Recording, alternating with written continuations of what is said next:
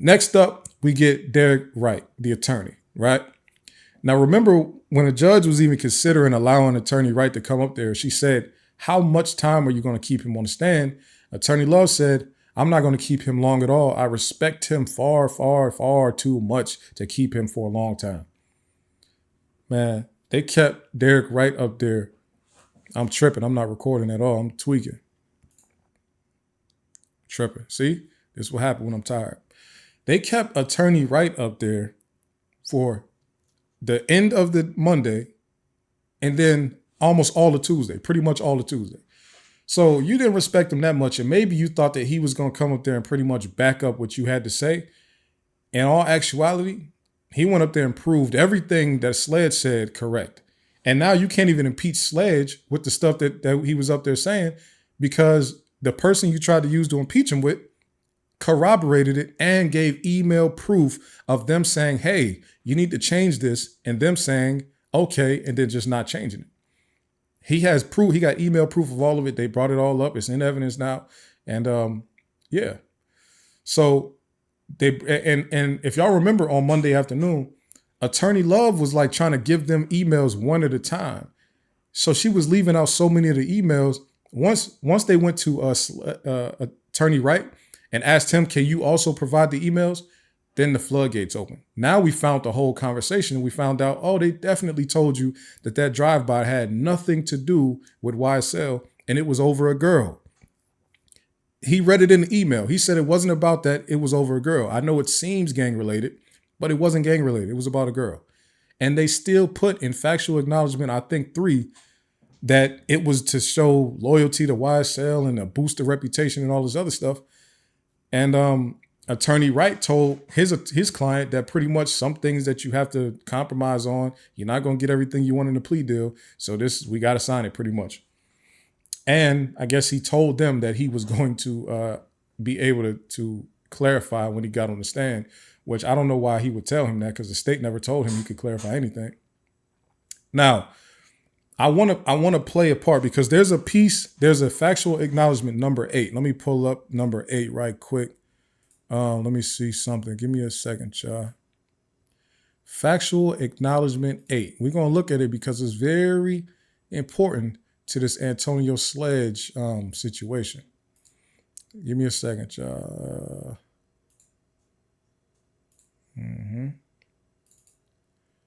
Give me a second. Okay, that's large and in charge. Now, can y'all see number 8? Uh-oh. That's too big. Give me a second. Okay. I don't never want to cover my logo.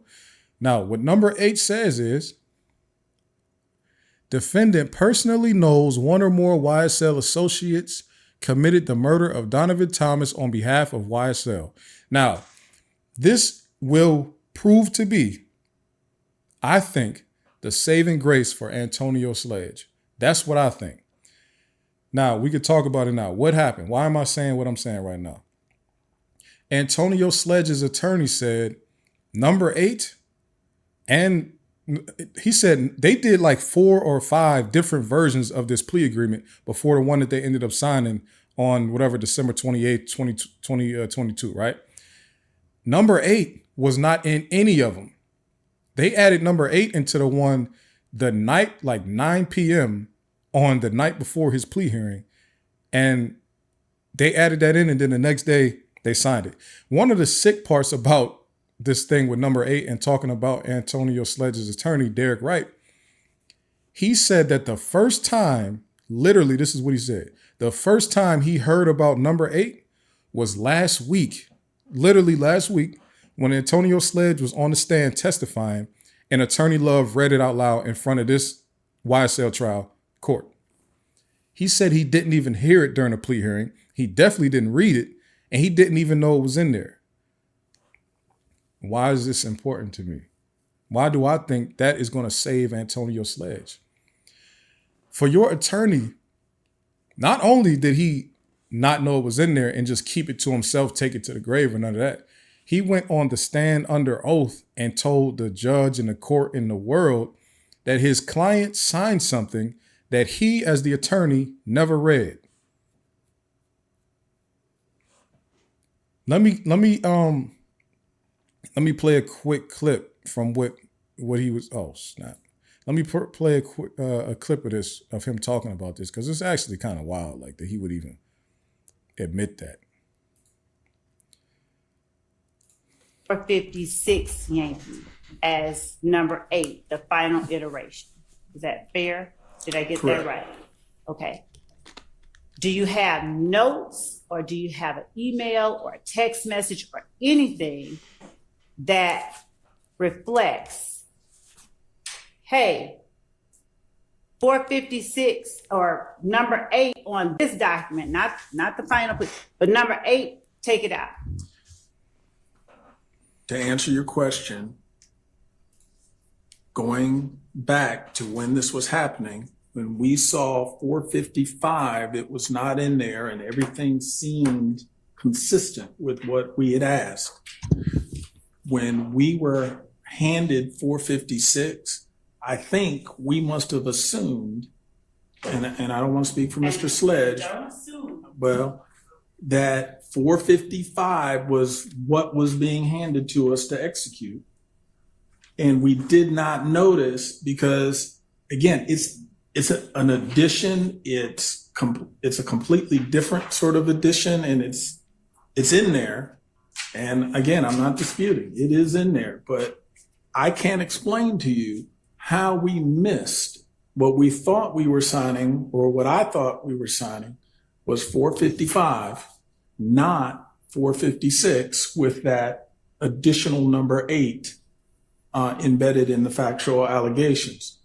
And I don't have an acceptable explanation as to how we missed it. Okay, now listen. Did y'all hear what my man said? Oh shit, what I just do?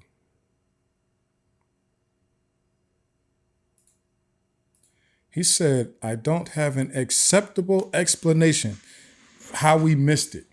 As an attorney for a person in a trial, especially like this, I'm surprised he said it, but when I'm really thinking about it, I'm feeling like this is a strategy. We'll get to it in a second.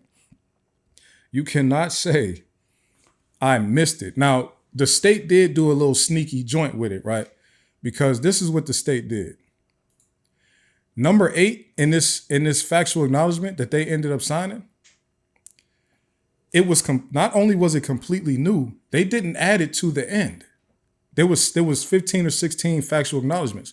If you're adding a new one, right, and you want or you assume or you expect the defendant to actually read it and recognize that there's a new one, why wouldn't you put it all the way at the bottom so that they could say, oh, something new just popped up? But see, when you put it, they put a completely new piece in the middle of all the factual acknowledgments. It would be, if you're in jail and you're just trying to get out, you know how easy it is to skim through this. When he's in court in that plea hearing, he probably didn't hear nothing being said. If y'all go back and watch the plea hearing video, he's saying yes, ma'am, to stuff that are not even questions. He's not listening or paying attention to anything. He's just trying to get out of there. They're like, if you go look at it, you'll see what I'm saying. He's saying yes, ma'am, to every single thing being said. Every time there's a pause by Attorney Love, he says yes, ma'am in there. It don't matter what she just said. That's how it's easy to, and clearly Derek Wright was doing the same thing. He wasn't paying attention either, because they definitely read that in court. So they buried, essentially is what they did. They buried a new factual acknowledgement in the middle of everything else, knowing that they wouldn't pay attention to it. Derek Wright also said on the stand the other day that had he seen that in there, he would have stopped his client from signing it. Just think about that. If he's admitting that he would have stopped his client from signing it because he completely told her, we don't have any information about that murder. We can't give you any information about that murder. We don't know anything about that murder. Take everything in this plea agreement that's related to that murder, take it all out. Right? They did. It wasn't in there at first. And then they snuck and added that part in the middle somewhere. Now, the reason I think that that's going to be his saving grace right there, right, is because when you get your attorney admitting to something like that, and my legal people, y'all gonna have to help. Y'all gonna have to either dispute what I'm saying or agree to what I'm saying. Let me know. We are dealing now with what's considered ineffective assistance of counsel, right? let's pull up some good science on ineffective counsel, right? That's essentially the conversation that this has turned into. That is what this convo has turned into. Ineffective counsel on the part of Derek Wright for client Antonio Sledge. Now let's read what this Georgia Code, Title 15, Chapter 19, Article 1. So this is 15-19-7. Effective advice of counsel on client's liability redress. Now this is kind of like a basic thing. It's more based on case law, so we're going to read into some of that too. Clients shall not be relieved from their liability for damages and penalties imposed by law on the ground that they acted under the advice of their counsel, but are entitled to redress from their counsel for unskillful advice, right? Now let's read the factors. Factors bearing on adequacy of representation. When inadequate representation of counsel is alleged, the critical factual inquiry ordinarily relates to whether the defendant had a defense which was not presented, whether trial counsel consulted sufficiently with the accused and adequately investigated the facts and the law, and whether the omissions charged to trial counsel resulted from inadequate preparation rather than from unwise choices of trial tactics and strategy. Now, when you see rather than from unwise choices of trial tactics and strategy, that would mean that your lawyer just put together a bad defense for you or something like that, right? But you are protected from inadequate preparation. Not reading a plea deal would be considered inadequate preparation. Because how are you an attorney? You're getting all the emails from the prosecution. I only get to see them when you come visit me or when I go to court and you put them in front of me. I don't get to sit with them and read through them and make sure that I understand every single letter in this thing. I'm really taking your word for was here, right? So if you are admitting now that you never even seen it, you didn't hear it when they said it in the plea hearing, and you never paid attention to it before trial started and last week when I got on the stand, that's ineffective counsel. Let's read this other part up here. Now, this is from what's called the Barkin Research. Now, I don't know who this is specifically, but they seem to want to break down this whole ineffective counsel thing, right? In Georgia, ineffective assistance of counsel claims are challenged in 3 areas: trial counsel ineffectiveness, appellate counsel ineffectiveness, and plea counsel ineffectiveness. Now, what Sledge is going to be working with is this number 3 part right here. These areas of These areas of ineffectiveness contain common requirements. First, a defendant must prove that counsel's representation fell below ordinary attorney representation. Second, the defendant must prove their case was harmed in some manner due to counsel's conduct. And let's go down to the section that's specifically about plea deals. Ineffective assistance of plea counsel. To establish ineffective assistance of plea counsel in Georgia, the defendant must show that his counsel's performance was deficient and that the counsel's deficient performance prejudiced him or her. The prejudice requirement is satisfied by establishing that there is a reasonable probability that but for counsel's errors, he or she would not have pleaded guilty and would have insisted on going to trial. Pay close attention to that part right there. But for counsel's, all right, so pretty much but for counsel's error. So if he did not make that error, or if he would have given me effective counsel, I would not have pleaded guilty and I would have gone to trial. Wright literally said on the stand, had he known that that piece was in there, he would have stopped his client from signing it. That means he would not have pleaded guilty and he would have insisted on going to trial. So now it looks to me like Wright realized that he screwed that man, and now he's given him his own argument for ineffective assistance of plea counsel. That's what it seems like to me. They're working together. He said, I let you sign a horrible deal. I'm actually going to give you a way out now. I'll let it fall on me. I'll just look like the bad attorney. I'll tell him I didn't even read it. That's how we can get you out of this plea deal. We can get this plea completely thrown out now. I'll straight up say I didn't read it. I'm going to look like a terrible lawyer. And I do look like a terrible lawyer because I really sat up here, got on the stand and decided to tell them stuff that has to do with what me and you were working on.